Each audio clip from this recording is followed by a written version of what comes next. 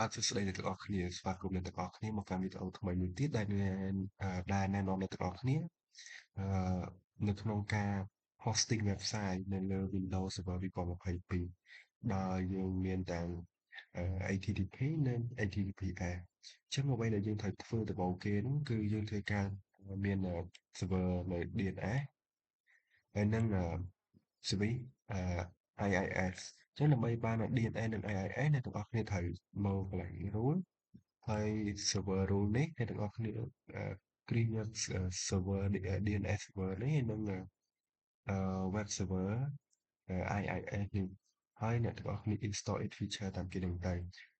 តែសម្រាប់ខ្ញុំធ្វើការ install ហើយខ្ញុំយកតាមធ្វើយកតែម្ដងអញ្ចឹងទីមួយអ្នកទាំងអស់គ្នាមកមើលកន្លែង local server យើងមើលទៅលើ IP អ្នកទាំងអស់គ្នាអញ្ចឹង IP ខ្ញុំគឺ 192.168.182.10 អញ្ចឹងខ្ញុំធ្វើការចូលទៅកាន់ pool ហើយខ្ញុំយកពាក្យថា DNS អញ្ចឹងនៅក្នុង DNS វាមាន forward 0និង lookup 0 reverse 0អញ្ចឹងខ្ញុំធ្វើការបង្កើត0មួយ forward 0មួយដែលខ្ញុំ right click មកខ្ញុំយកពាក្យថា new 0ខ្ញុំចុច next យក primary 0តមកយកទី2ហ្នឹងឥឡូវនេះខ្ញុំដាក់ឈ្មោះ0របស់យើងអញ្ចឹងខ្ញុំដាក់ web.com ដោយសារតែខ្ញុំ hosting website អញ្ចឹង web.com ហើយចុច next ហើយបន្ទាប់មកខ្ញុំធ្វើការយក allow port no non secure and secure dynamic update នេះហើយចុច next ទៀតយើង finish បន្ទាប់ពីយើង finish ហើយយើងធ្វើការយើង double click មកយើងធ្វើការ add នៅ u-haul អញ្ចឹងយើង right click មកខ្ញុំយក add u-haul មកខ្ញុំដាក់ www ហើយខ្ញុំដាក់ IP 192.168.182.10ទៅតាម IP របស់យើងមិញហើយខ្ញុំធ្វើការឲ្យវា create associate pointer នៅក្នុង reverse lookup 0តែម្ដងគេដកមកចឹងបន្ទាប់ពីគេធ្វើការ add ហើយខ្ញុំធ្វើការ refresh មួយហើយខ្ញុំមកមើលនៅក្នុង lookup 0 reverse 0ចឹងខ្ញុំធ្វើការ refresh មួយមកគឺយើងមានអានេះមួយហើយអញ្ចឹងនៅពេលដែលយើងបានអានឹងហើយបានយើងបង្កើត DNS 0ហើយអញ្ចឹងយើងចូលទៅកាន់ tool យើងយកពាក្យថា network information service នេះមកហើយខ្ញុំមកកាន់ site នេះ site អ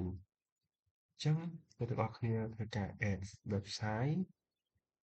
កន្លែងនេះហើយអ្នកទាំងអស់គ្នាដាក់ website អញ្ចឹងខ្ញុំមាន website មួយនៅក្នុងដែលខ្ញុំបាន download template មកខ្ញុំដាក់នៅក្នុង IC ហើយ website ខ្ញុំធ្វើការហោះ website នេះអញ្ចឹងខ្ញុំចូលមើលសិនមក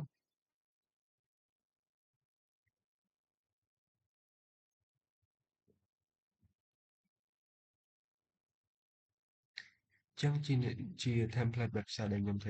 វើការហោះអញ្ចឹងកន្លែងនេះយើងដាក់ឈ្មោះ website មកខ្ញុំដាក់ថាឈ្មោះថា Kha ហើយយើងប្រើយក path របស់ website របស់យើងមកនៅក្នុង track D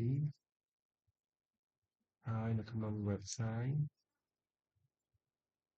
យើង Kha នេះទៅ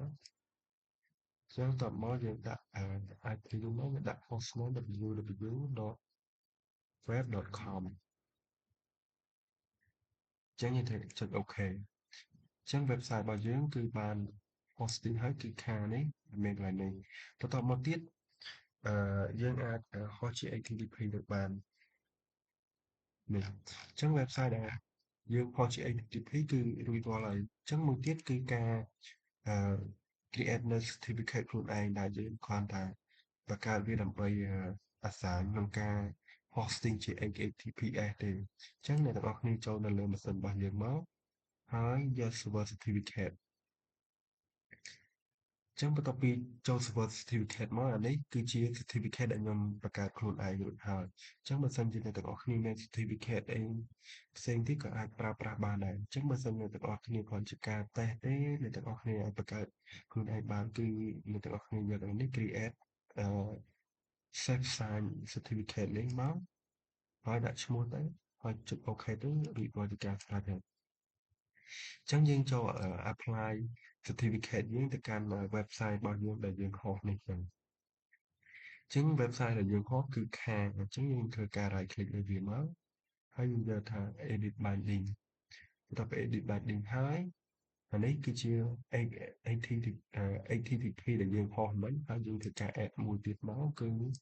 HTTPS យើងដាក់www.web.com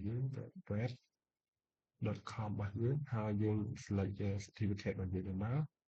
ដូចជាអូខេអញ្ចឹងនេះអញ្ចឹងអានេះគឺគ្រប់ IP ទាំងអស់អញ្ចឹងនៅពេលដែលយើងហៅ website ផ្សេងៗទៅគឺវា certificate ដូចគ្នាអញ្ចឹងយើងចូលមកមើលកន្លែងខាងនេះមកនេះនៅក្នុងខាងគឺយើងមានប្រើ website មានពីរគឺ HTTP និង HTTPS អញ្ចឹង HTTP នេះយើងចុចមកទៀតណាគឺបានហើយ HTTPS គឺបានដូចគ្នាអញ្ចឹងមានថាការ hosting website ទាំង HTTP និង HTTPS នៅ Windows Server 2022របស់យើងគឺជោគជ័យអញ្ចឹងវីដេអូនៅក្នុងការណែនាំពីការ hosting website នៅលើ Windows Server 2022ទាំង HTTP និង HTTPS គឺមានតែប៉ុណ្្នឹងអញ្ចឹងសូមអរគុណអ្នកទាំងអស់គ្នារងចាំតាមដានទស្សនាវីដេអូបន្តទៀតអរគុណ